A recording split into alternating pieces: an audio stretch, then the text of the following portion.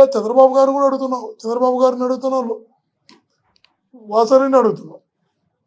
నువ్వు ఒక్కటే చెప్పు, అనేక నిర్ణయాలు క్యాబినెట్లోకి టేబుల్ అజెండా కింద వస్తాయి. టేబుల్ అజెండాలో కూడా పెట్టి ఈ ప్రభుత్వమైనా ఆ ప్రభుత్వమైనా కేంద్ర ప్రభుత్వమైనా కొన్ని నిర్ణయాలు కొన్ని ఆలోచనలు టేబుల్ అజెండా కింద కూడా వస్తాయి. కొన్ని ముందు రోజు నిర్ణయాలు తీసుకున్నట్టు ఉంటాయి. ఇవన్నీ కూడా సర్వసాధారణం. పరిపాలన నేను 10 సంవత్సరాలు శాసనసభ్యుడిగా పనిచేశాను. ఈ వ్యవస్థ మీద ఉన్న అవగాహన చెప్తున్నా. కాబట్టి నాకేం సంబంధం లేదు, నేను పెట్టలేదని క్యాబినెట్ అనేది కలెక్టివ్ డిసిషన్ అవుతుంది ఎప్పుడు కూడా. ముందు రోజు చర్చించుకోవడము, సేమ్ డే చర్చించడము, ఇవన్నీ సర్వసాధారణంగా జరుగుతున్న అంశాలే. కానీ ఈ పర్టికులర్ ఇష్యూలో మీరు ప్రిన్సిపల్గా తీసుకున్న నిర్ణయంలో సంతకం పెట్టారు. 1 నెల తర్వాత పెట్టిన క్యాబినెట్ దాంట్లో కూడా మీ సంతకం పెట్టారు. కానీ నాకు తెలియకుండా జరిగిందని చెప్పి ఇట్లాంటి సందర్భంలో కావాలని నువ్వు ఏ కుటుంబం వల్ల అయితే పైకి వచ్చావో, ఏ కుటుంబం అయితే నేను పైకి తీసుకురావడానికి బ్యాక్ బోన్గా నిలిచిందో ఆ కుటుంబాన్ని ఇబ్బంది పెట్టడానికి, వ్యక్తిత్వాన్ని హననం చేయడానికి ప్రయత్నం చేయడం అన్నది నాకు తెలిసి మీ క్యారెక్టర్ మీరు దిగజార్చుకుంటానన్న విషయాన్ని మటుకు ఆయన ముందు గుర్తుంచుకోవాలి. వాసన అంటున్నాడు స్వేచ్ఛ ఎక్కడుంది, నాకు స్వేచ్ఛ లేదు. ఒక్కటే మాట్లాడుతున్నావు వాసన. జగనన్న ప్రభుత్వంలో మీకున్న స్వేచ్ఛ నిజంగా కూడా చాలా తక్కువ మంది కూడా ఉంటుంది.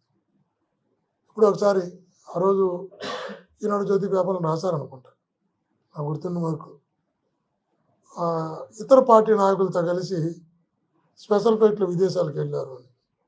అంటే విదేశాలకి స్పెషల్ ఫ్లైట్లో ఇతర పార్టీలతో కలిసి వెళ్ళగలిగే అంత స్వేచ్ఛ కూటమి ప్రభుత్వం నీకు ఉంటుందా అని అడుగుతున్నా.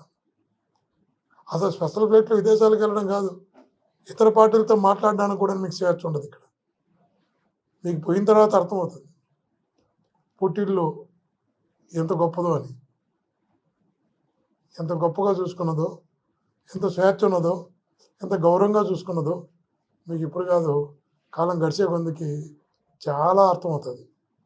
కాబట్టి వాసన ఒకటే చెప్తున్నాం, ఎవరినో సాటిస్ఫై చేసి ఏదో ఎదగాలని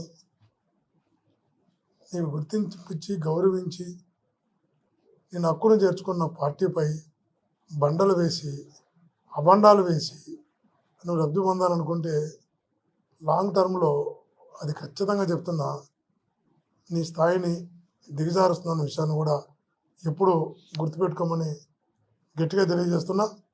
ఏదేమైనా కూడా ఆత్మీయులారా, ఆధారాలతో, సాక్ష్యాలతో, నిజాలతో సంబంధం లేకుండా జగనన్న వ్యక్తిత్వాన్ని హననం చేయడానికి వాసన లాంటి వాళ్ళు ప్రయత్నం చేసినా, వాసనను అడ్డు పెట్టుకొని ఎవరు ప్రయత్నం చేసినా అది వాళ్ళకే తగులుతున్న విషయాన్ని కూడా గుర్తుంచుకోవాలి. ఇంతకుముందు కూడా ప్యారడైజ్ పేపర్స్ అని రకరకాల ఆరోపణలు చేశారు.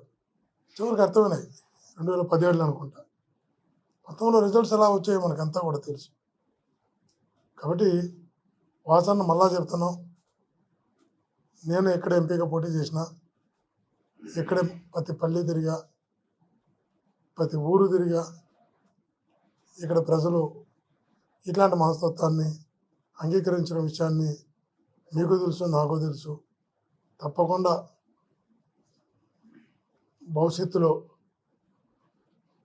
జగనన్న వైపు ఎన్ని ఆరోపణలు చేసినా, ఎన్ని అభాండాలు వేసినా, ఎన్ని రకాలుగా ఎంతమంది కలిసి ఒక వ్యక్తిని ఎదుర్కోవడానికి ఎన్ని పార్టీలు కలుస్తున్నాయి, కుటుంబాన్ని కూడా తిరుగుబాటు చేయిస్తున్నారు. ఇట్లాంటి వాసనలు అనిపించుకొని వీళ్ళతో తిరుగుబాటు చేయిస్తున్నారు. ఒక వ్యక్తిని ఎదుర్కోవడానికి ఇంతమంది ఒకటి కావాలా? ఇంతమంది కలిసి ఒక వ్యక్తి యొక్క క్యారెక్టర్ని మీరు అసెస్ చేయాలనుకుంటే ప్రజలు తన వైపు నిలవరా? కాబట్టి ప్రజలు అండ బలం జగనన్నకు ఉంది. కాబట్టి ఇట్లాంటివన్నీ కూడా నిలవ ప్రజల ముందరని కూడా తెలియజేస్తున్నా. థ్యాంక్ యూ అని అంటారు.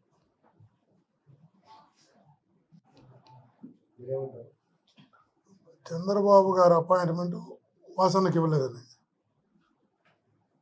ఇంకా అదే ఇంకో అపాయింట్మెంట్ కోసం ఏమైనా మాట్లాడినాడు. చెప్పింది నిజమైతే అపాయింట్మెంట్ కోసం కూడా మాట్లాడే స్థాయికి వాసన్న అపాయింట్మెంట్ తీసుకోవడం కోసం కూడా విమర్శిస్తే అపాయింట్మెంట్ వస్తున్న పరిస్థితికి వాసన దిగిపోతాడు, దిగజారిపోతాడని నేనైతే కల్లా కూడా అనుకోలే. మేమైతే ఒకటి చెప్తున్నాం మా కార్యకర్తలకు, ఇక్కడ మా నాయకులకు. నన్ను జగన్ ఇక్కడ పంపిన తర్వాత